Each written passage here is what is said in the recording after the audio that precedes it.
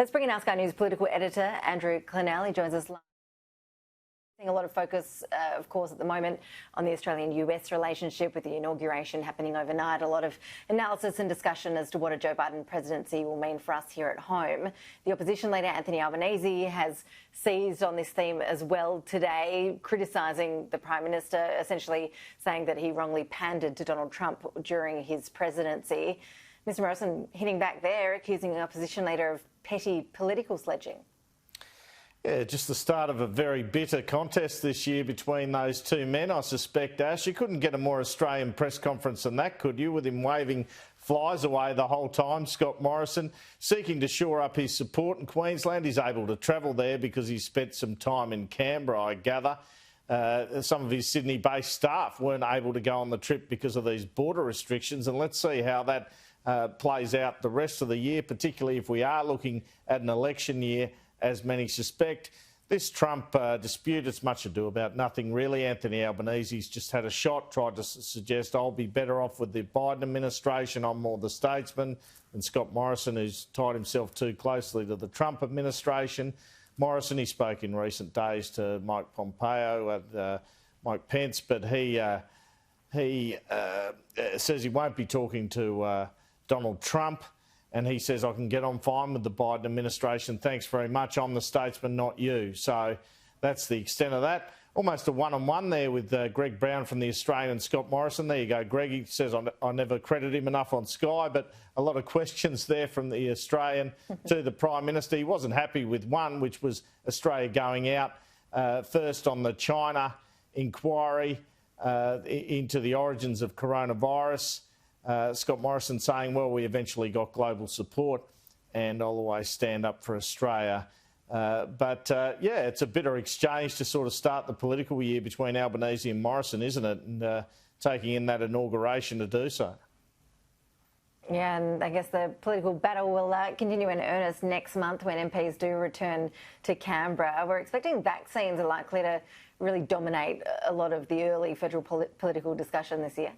There's absolutely no doubt about that, Ash, and it's been put to me that in around a week's time there'll be regulatory approval for the Pfizer vaccine. That's required before Pfizer will even ship it to Australia. That will be the first vaccine used here. It's also been put to me that it's quite possible there'll be a restriction that not be used on over 80s, and that over 80s then would have to wait for the AstraZeneca vaccine. The first rollout of the vaccines anticipated for late February. That will be the Pfizer vaccine for health workers and the like. The obvious restriction, or the suggested restriction, on over 80s using the Pfizer vaccine comes, of course, after the Norway experience.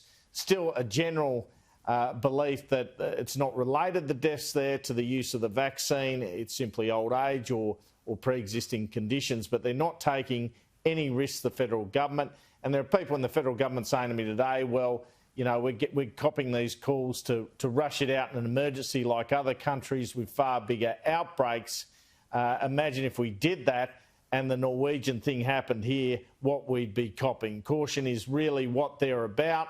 They're going to wait for the technical advice. The Prime Minister called it today in an interview with Ray Hadley, the umpire's advice in terms of when to roll out the vaccines from the Therapeutic Goods Administration. Should be from late February, but that regulatory approval for Pfizer, I'm expecting next week.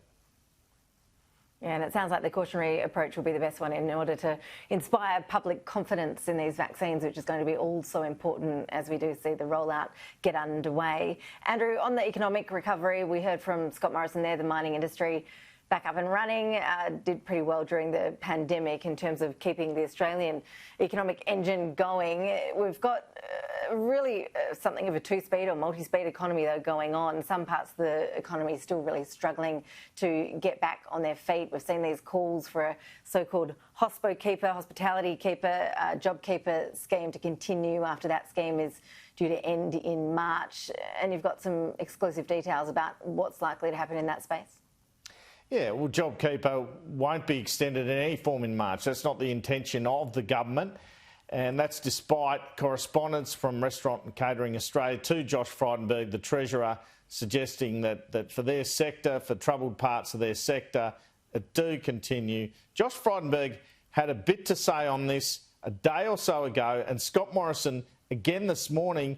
The PM saying we can't just run the economy on government money forever. Have a listen. Given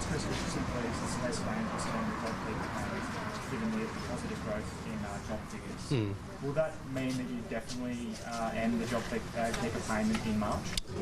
Well, I've made it very clear that JobKeeper is legislated to the end of March, and it's our intention for the JobKeeper program to end there. It's been a remarkably successful program. We can't run the Australian economy on government money forever. It's all taxpayers' money. It's all debt, and it's got to be paid back. And so we've got to be very careful with how we deal with these programs. They can't just continue, endlessly. We'll keep looking at the information. Now, one of the considerations around JobKeeper and extension, Ash, is that this feeling that you discourage some people from applying for jobs, going to work if they can just get the JobKeeper payment, and that employers have had that experience. Another, which people in the federal government aren't talking about, but which could also readily apply, is the fact that JobKeeper props up economies, allowing state governments to keep their borders closed. I actually made it to Western Australia this month, Ash, and I noted a story in the West Australian suggesting that JobKeeper be extended for Western Australia. They've got to be joking, is my point of view on that one. If they're going to continue those harsh border policies, they shouldn't be subsidised in terms of that. Yeah, well, that'd be an interesting discussion to be a fly on the wall between Scott Morrison and Mark McGowan on that one. I think you're right. There's no hope of that for the West. Andrew Clennell, appreciate your analysis. Thank you for that.